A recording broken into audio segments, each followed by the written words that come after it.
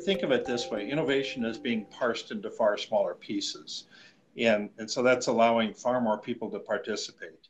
And this fact that so many people are participating in the development of new innovation, that's what's creating all of this massive new tide of technology. But to think about the trucking world, this is going to get introduced in baby steps. It's not just all of a sudden you get into a truck and you just tell it where you're going to go and suddenly you end up there.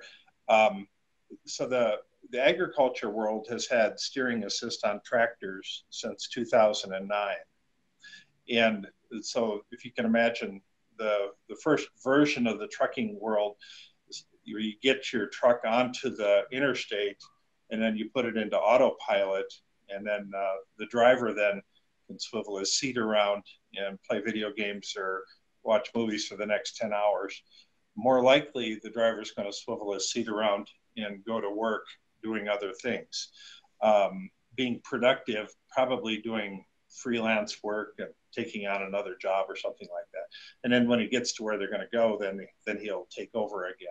So, and then the next step then will be to a much more autonomous version of the truck then, where you can go all the way from Podunk, Indiana to Phoenix, Arizona, and not have to steer it at all.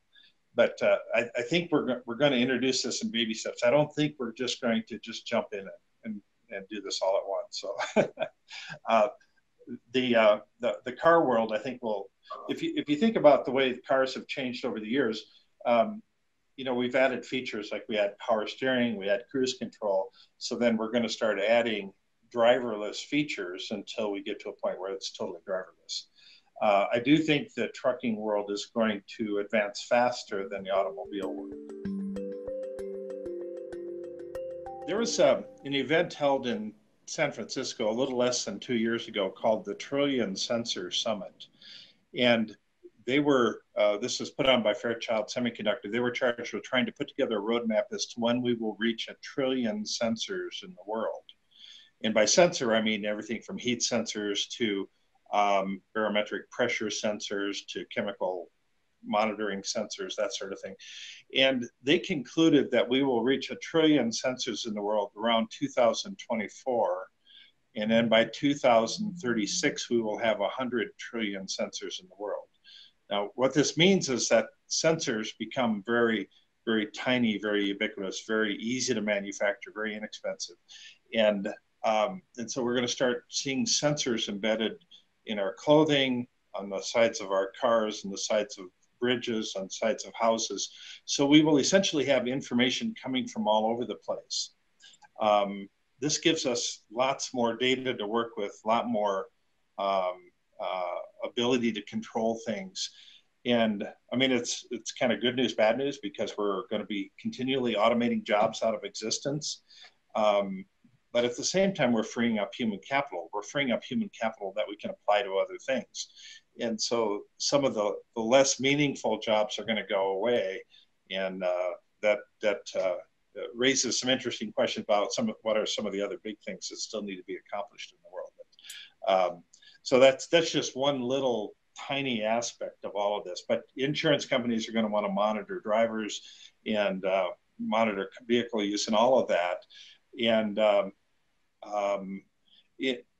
in the long run, though, the insurance companies, I think, become a non-issue, because I think that whole industry, the vehicle industry, goes away for insurance companies. When we get into flying drones, I think that raises all kinds of risks, and so there's going to be lots of opportunity for insuring drones. But for driverless cars, I think that's an industry that will go away. One of the things I talk about a lot is all this automation is giving us additional capabilities. And I talk about the 3 laws of exponential capabilities. So as something becomes easier to do, we can do more of it. And the accomplishments of today are going to pale in comparison to the accomplishments of tomorrow, because all of these tools give us the ability to to do far more things. And so we will kind of reset our sights, then readjust the norms, if you will. So we need to set our sights much higher. We need to look at accomplishing 10 times what a normal person would accomplish today. And we'll do it in stellar fashion. I mean, all of this technology will give us that ability to do far more than ever in the past. I think that's a good thing. And so if we kind of frame our thinking around that, it's not just the technology that's changing, it's our ability to accomplish things as well. The thing to keep in mind is that humans create the economy. I mean, people create the economy. People consume things. Machines don't consume things. Houses don't consume things. People do. And so every person creates the economy. So we want to keep people employed because they're the economic engines that drive everything. And so how do we, so we're wrestling with lots of these things, the issues of are there going to be enough jobs? How do people have to reskill themselves to plan for a different future? And I think we're going to have far more opportunity in the future than in the past. And I think that people are going to welcome this change once they get used to it. I mean, they have to dip their toe in the water first, but it's frightening when you think that this only thing you've known for the last 20 years is going away. And so what comes next? But I actually think that the truck drivers are going to take on freelancing work while they're driving. The truck is going down the road. They're able to do other things. They still have to be there to monitor it. They have to help unload things, that sort of thing. And then eventually that'll all go away. But in the meantime, they can actually take on a second job. They can earn extra income. They could do things that they couldn't in the past. So I find that exciting. I don't know, maybe they won't.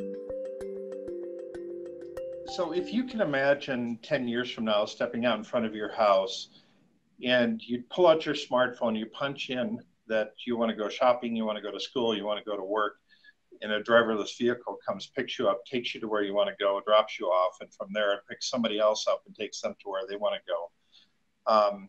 This is on-demand transportation. It shifts us from a just-in-case mindset, I have a car in my garage just in case I need to go somewhere, to a just-in-time mindset. So I can summon a vehicle just in time when I need to go somewhere. Now, this is going to start applying to lots of other things as well. So this idea of shifting from I have to own this rig just in case I need to go somewhere to I can use this. We're moving into the sharing economy, which is radically different. And let me give you a little background on this. It actually has been alive and well in this whole Burning Man event that's been going on out in the Black Rock Desert in Nevada for a number of years. Now, that line of thinking has permeated lots of the thinking in Silicon Valley.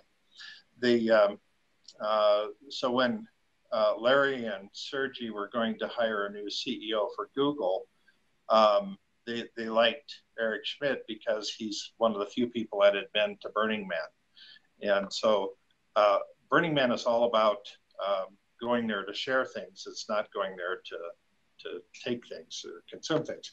So that line of thinking has started to permeate things. So that's what I point to that as kind of the spark that started Uber, that started Airbnb, TaskRabbit, Zarly, and all these other sharing economy businesses.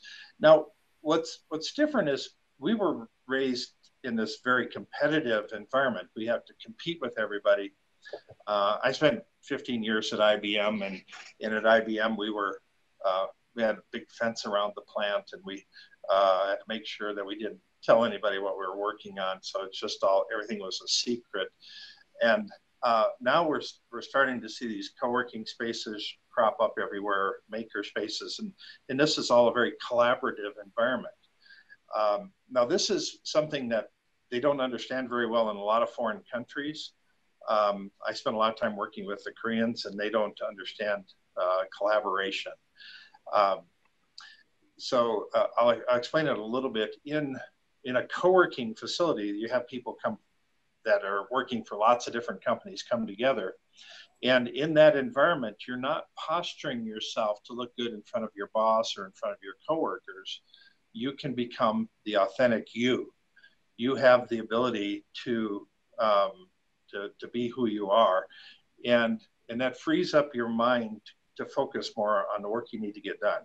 And so the people that work in co-working spaces end up being much more effective. They're able to focus on their projects better. They're able to get their projects done on time and have better relationships with the people they hang out with.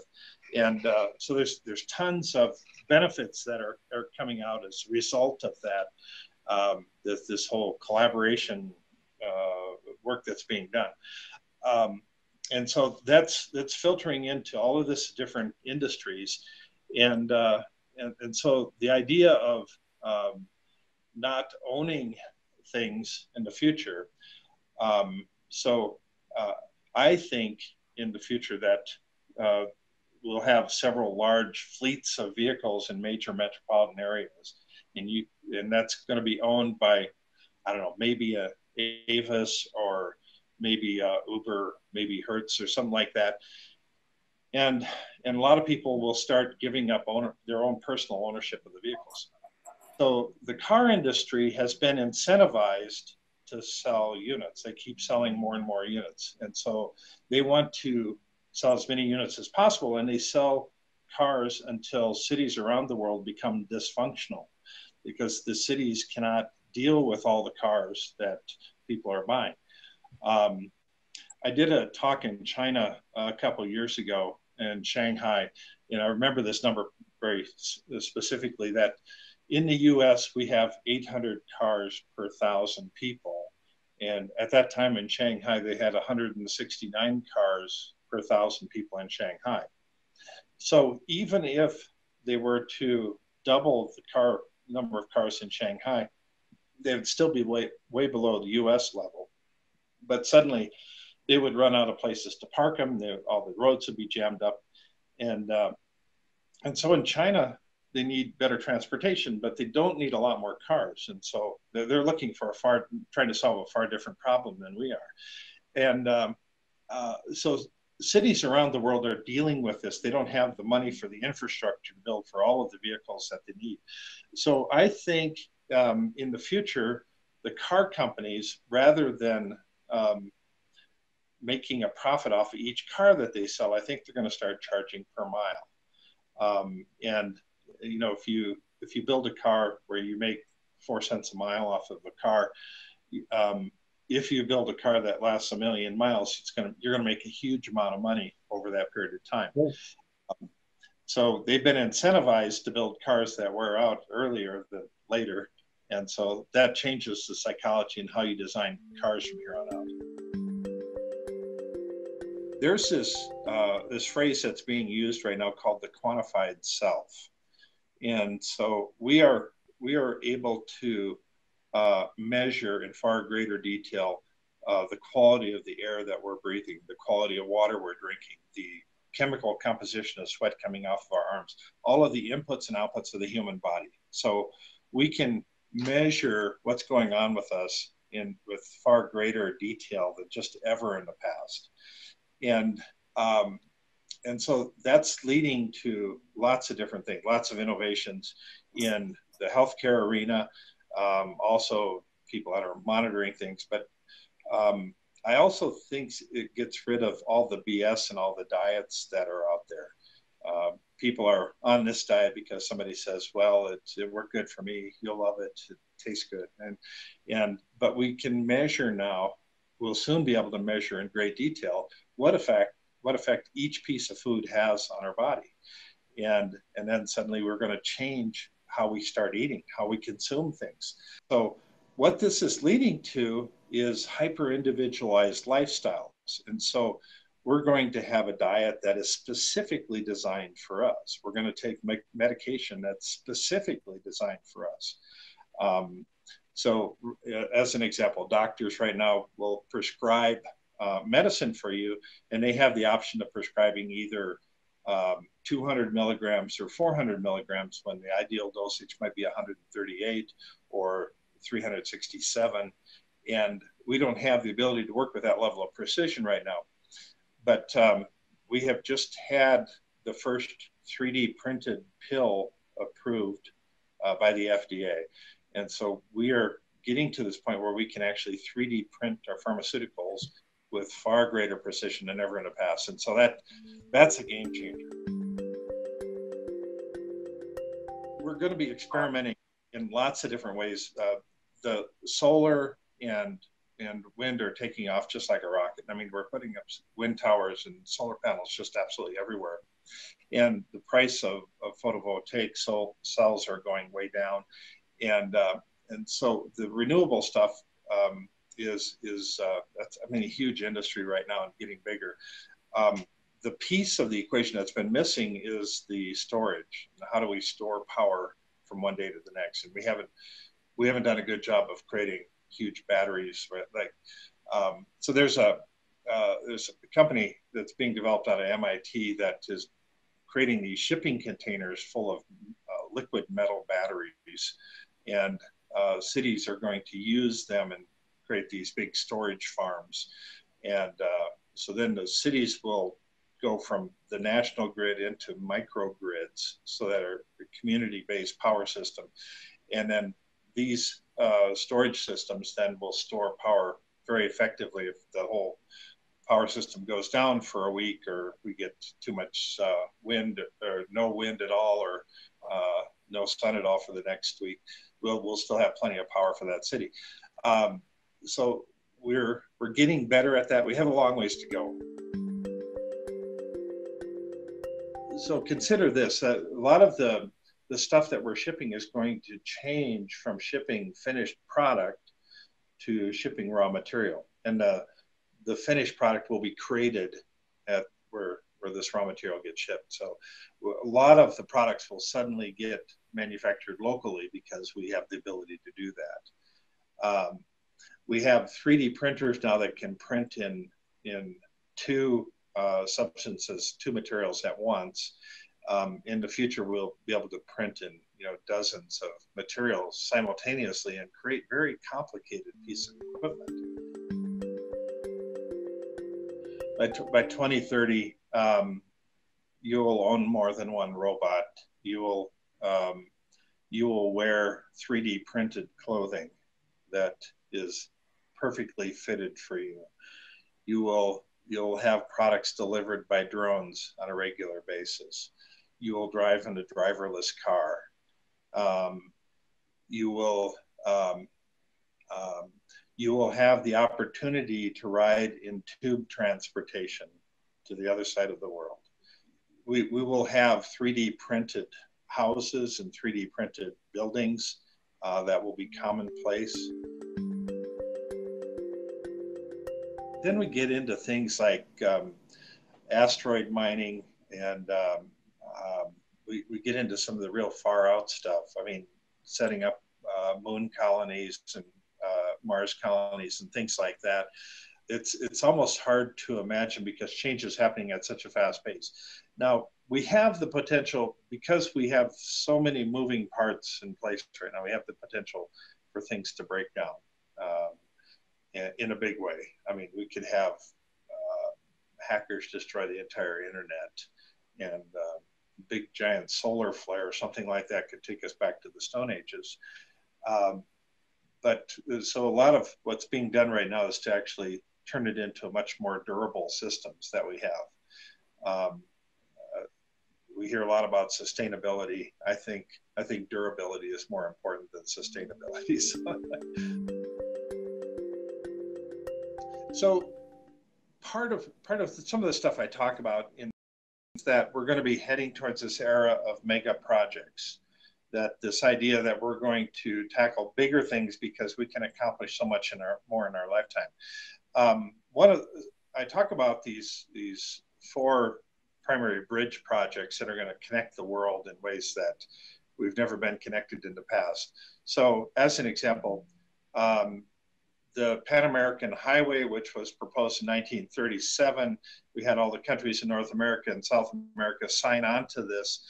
The whole thing got built except for this one section about 25 miles long down in Panama called the Darien Gap.